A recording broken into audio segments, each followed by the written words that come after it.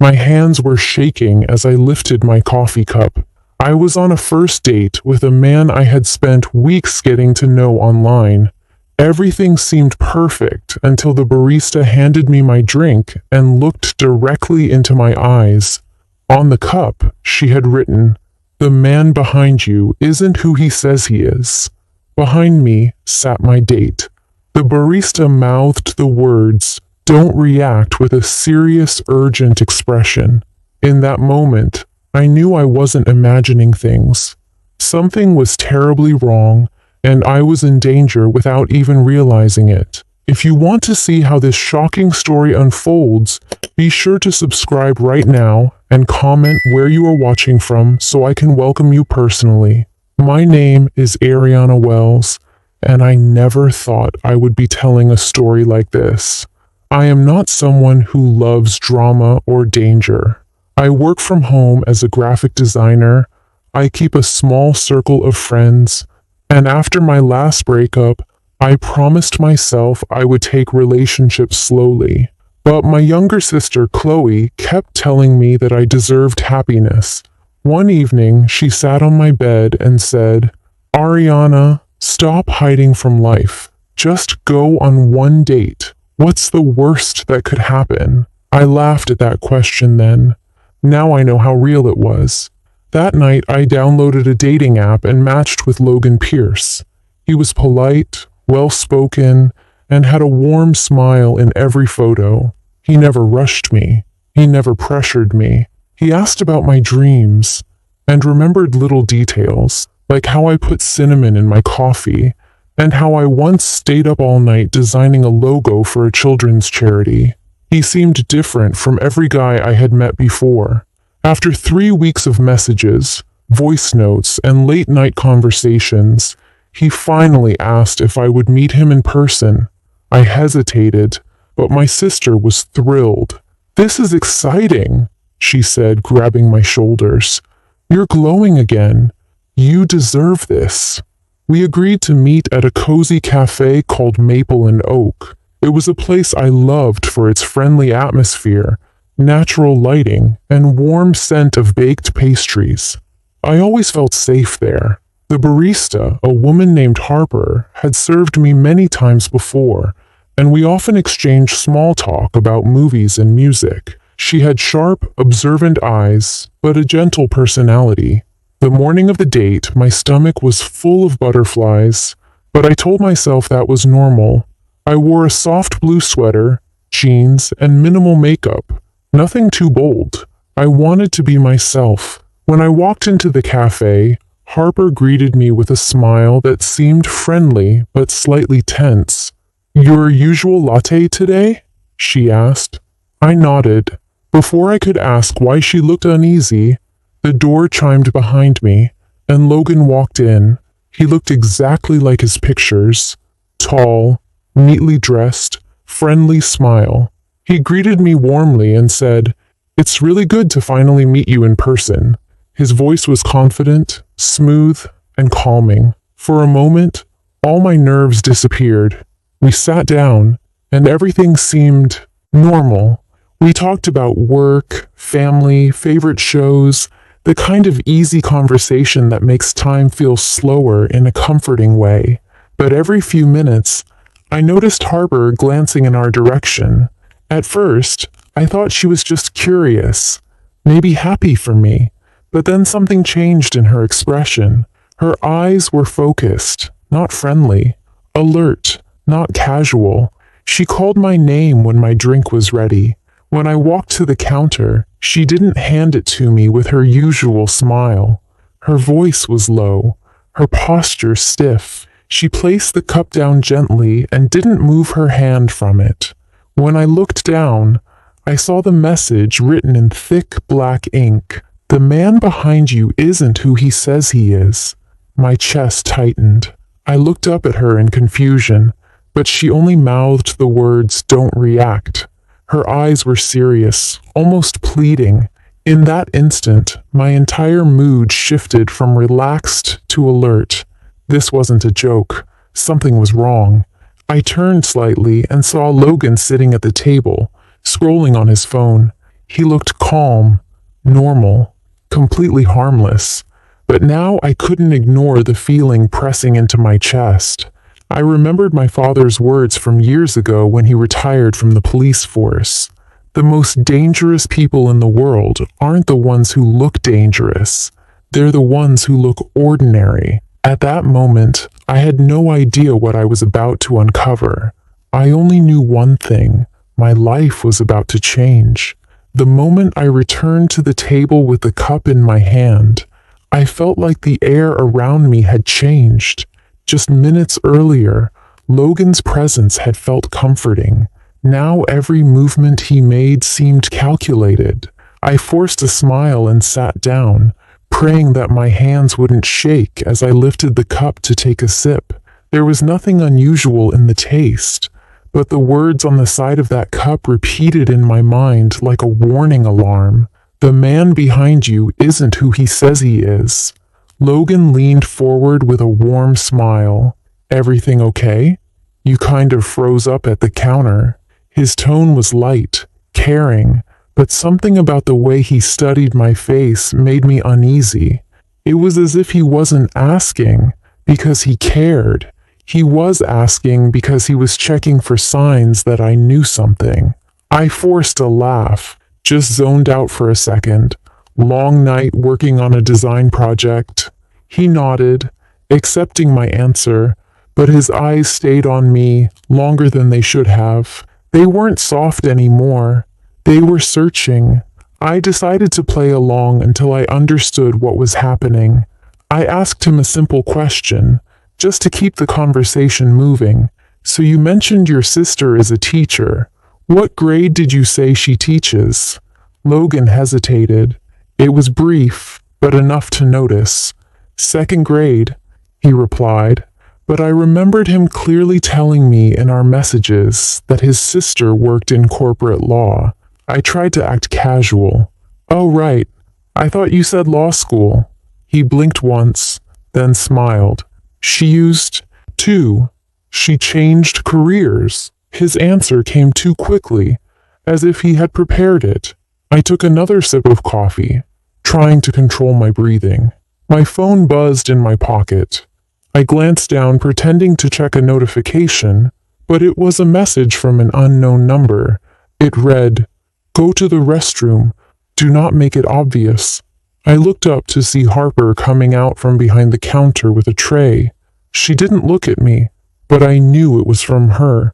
I stood up smoothly and said, "Excuse me for 1 second. I'm just going to freshen up." Logan nodded, but his eyes flickered to my phone. "Sure, I'll be right here." His smile returned, but it didn't reach his eyes. As I walked toward the restroom, I could feel his gaze on my back. For the first time since meeting him, I felt fear settle deep into my stomach. When I stepped into the hallway leading to the restroom, Harper was waiting. She didn't speak right away. Her expression alone made my pulse race. "Ariana, you need to listen to me carefully," she said quietly. "Do not leave this cafe with him. Do not tell him you know anything is wrong." My heart pounded, and my breath caught in my throat. "Why? What's going on?" I asked, trying to stay calm. Harper looked around to make sure no one was listening. "I used to live in another city.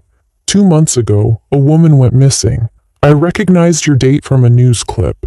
The police released footage of him leaving a hotel with her. She was never seen again." I felt my knees weaken slightly. "Are you sure it's him?" I whispered. Harper nodded firmly. "I was there that night. I saw him. I didn't say anything at the time because I was afraid, but when he walked in today, I knew it was him. I didn't want to panic you, but I had to warn you before you went anywhere with him." I stepped back, trying to process everything. The man I had been texting good morning to for 3 weeks was possibly involved in the disappearance of another woman. My mind replayed every conversation, every smile, every kind gesture he had made toward me. Now all I could think was, what if I had gotten in a car with him today? What would have happened to me? I asked Harper what I should do. We can't confront him, she said. If he senses you know, he may react. My hands gripped the bathroom counter behind me. We have to do something.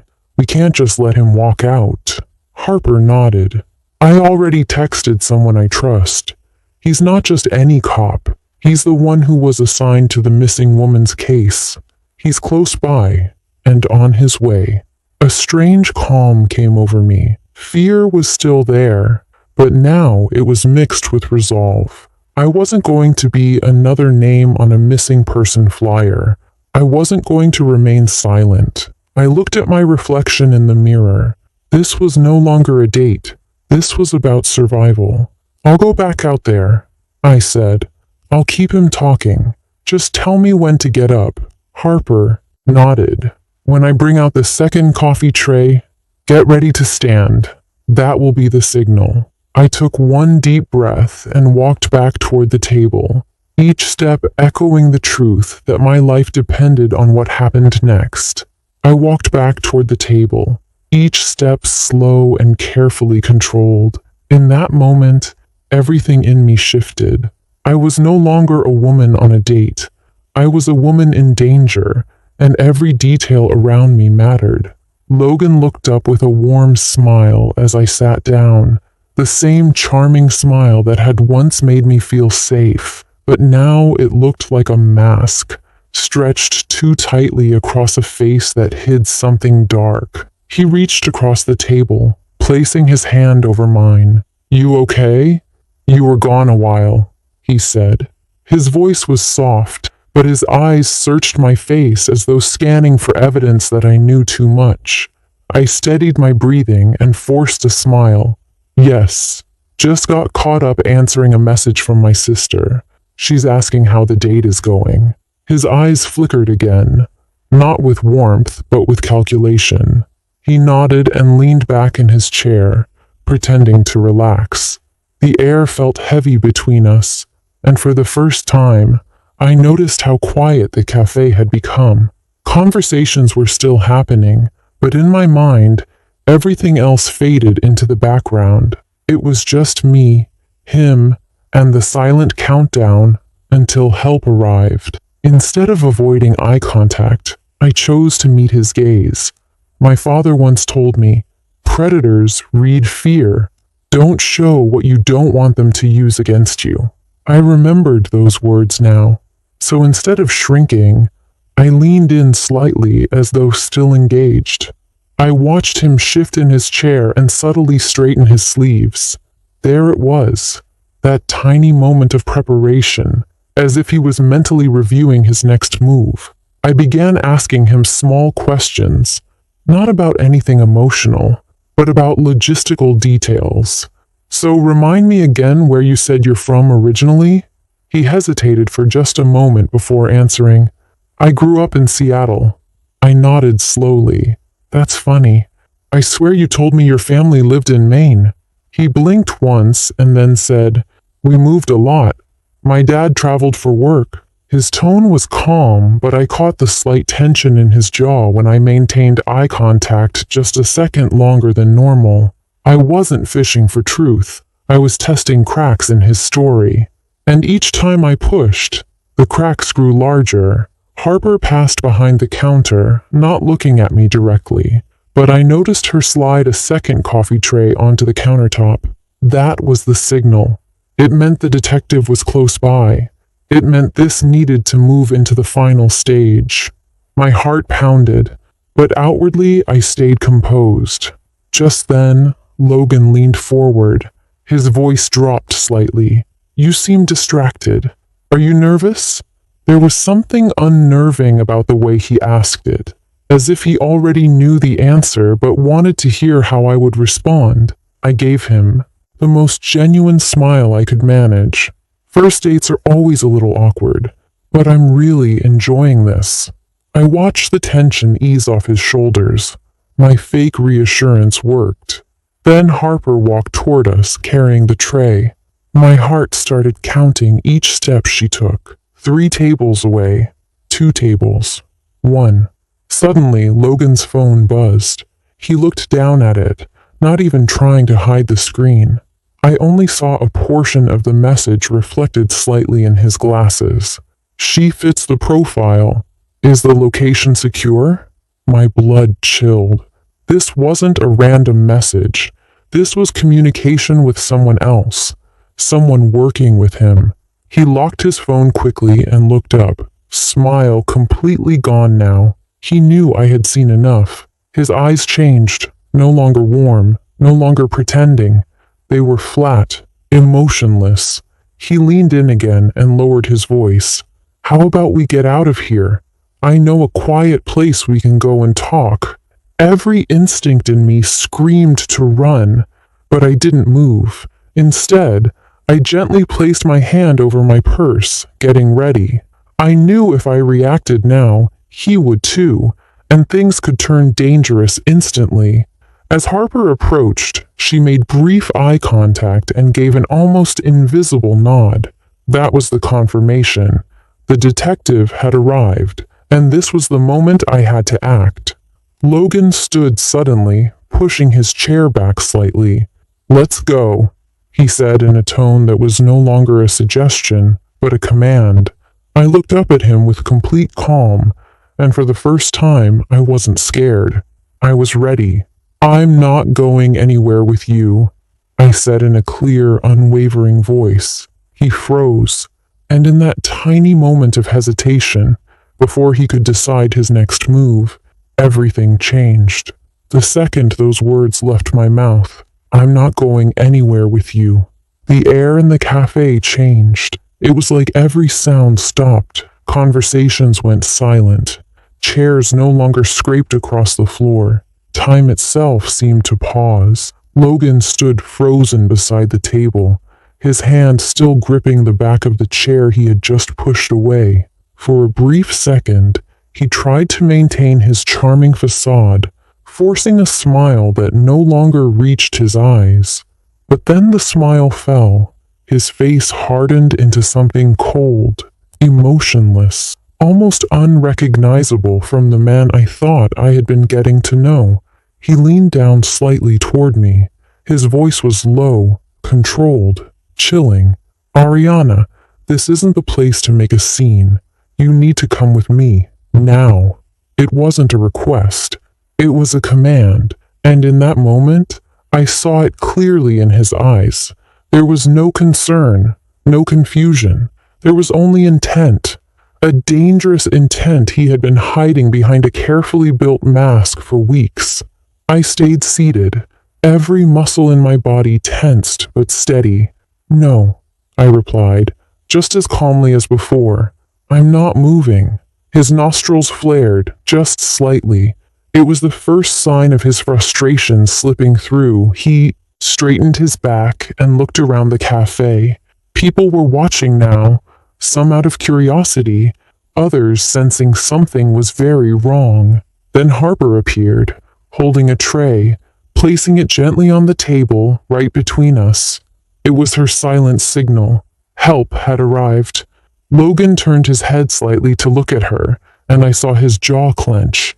He recognized her.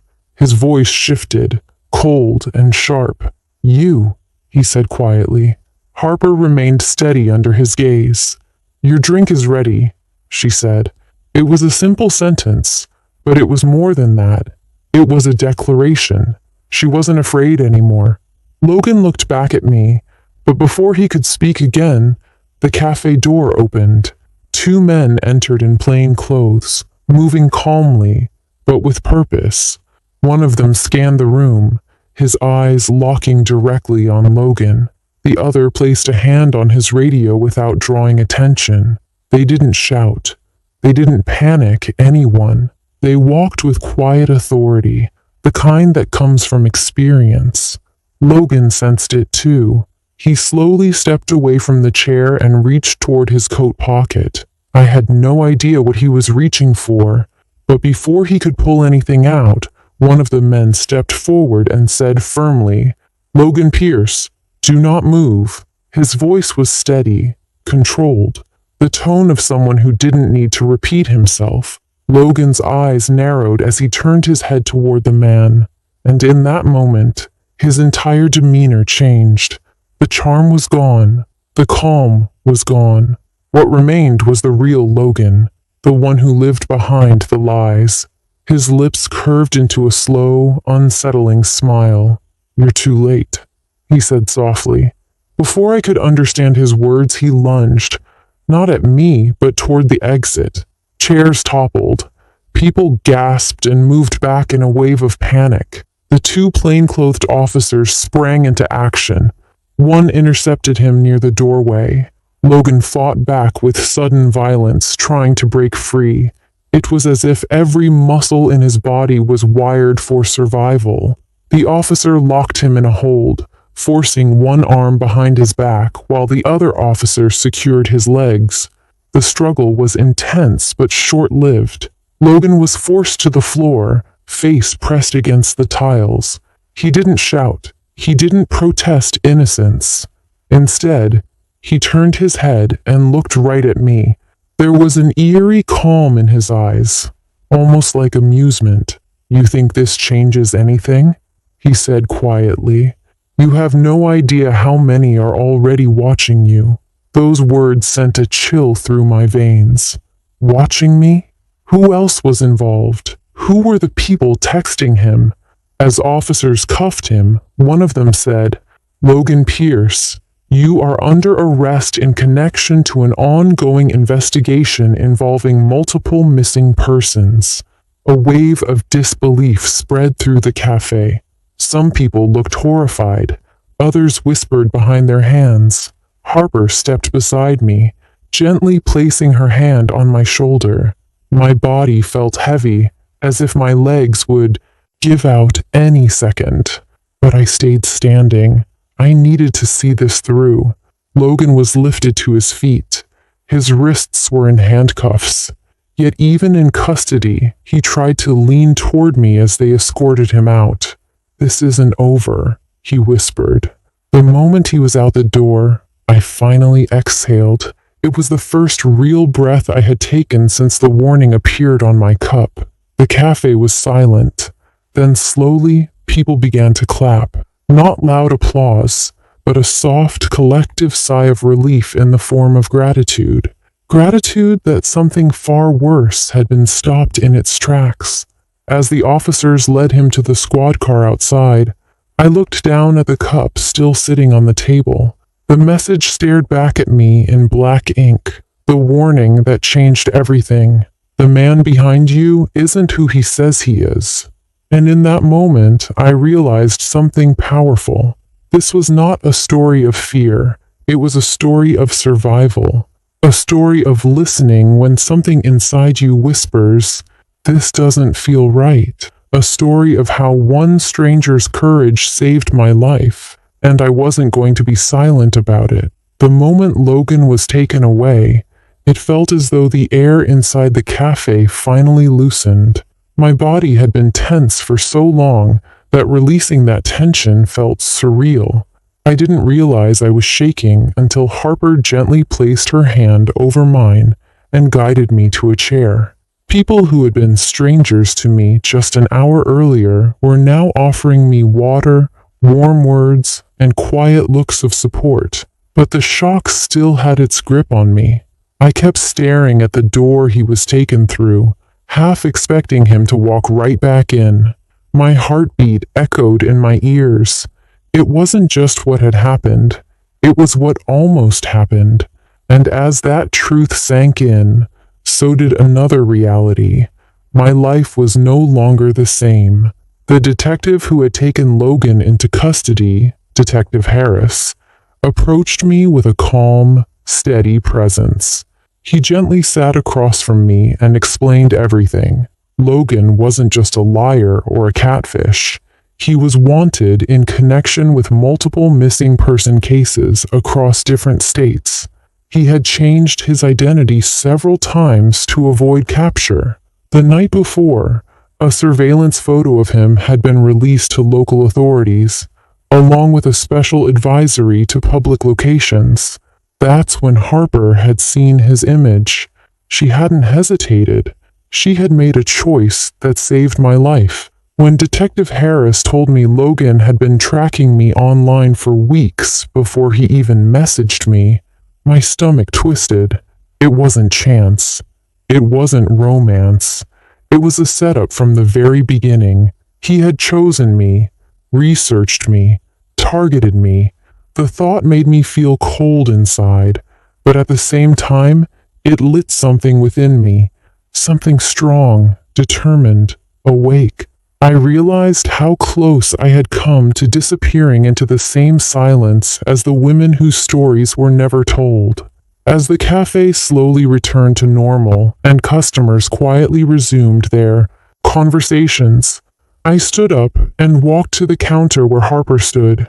Her eyes were filled with emotion, not fear, but relief. I didn't have the right words to say. Thank you felt too small. Instead, I just opened my arms and hugged her. For a moment, nothing needed to be said. Then she whispered, I promised myself that if I ever saw him again, I wouldn't stay silent. I'm glad I didn't. I went home to my mother's house that evening. The second I walked through the door, she ran to me and pulled me into her arms. No questions asked. My sister, Chloe, stood behind her, tears streaming down her face as she kept saying, I can't believe this happened. I can't believe you're okay. My father stood in the background, silent but steady, his eyes filled with pride. You trusted your instincts, he said gently. That's what kept you alive. His words hit me deeply. For years, I had doubted myself, second-guessed every decision, and allowed fear to control me. But not today. In the days that followed, Logan's arrest made headlines. Reporters reached out. True crime podcasts tried to contact me for interviews. I chose to stay silent publicly, not because I was afraid, but because there were still open cases, and I wanted justice to unfold the right way. However, I made a different decision privately. I chose healing over silence. I started therapy, began journaling, and committed to learning how to rebuild trust in myself before ever thinking about trusting someone else again. 1 month later, I returned to Maple and Oak Cafe, not as a victim, but as someone who had reclaimed her life. The cafe owner had put up a board honoring Harper's courage, calling her a quiet hero. I sat down with her and told her about the new project I had started, an online support group for women who have survived manipulation, stalking, and predatory behavior through online dating. The goal wasn't just to talk about what happened, but to teach women how to see red flags early, how to protect their privacy, and how to trust their own intuition. As I drove home that day, the world looked different, brighter, not because what happened to me was good, it wasn't, but because I had survived it. And survival changes you. It doesn't make you weaker. It makes you wiser, louder, braver. It makes you see the value of your own life in a way you never have before. I realized something important. Strength isn't built in comfortable moments. It's built in the moments when everything is at stake, and you still choose yourself. I didn't walk out of that cafe as the same woman who walked in. I walked out as someone who knew her life had purpose, and that purpose was bigger than fear. If you're watching this right now, I want you to remember, your intuition is not random. It is your inner protection. Trust it, protect it, and never ignore it. Make sure you subscribe to this channel for more real-life stories, and comment where you are watching from. Your stories matter, and you are not alone.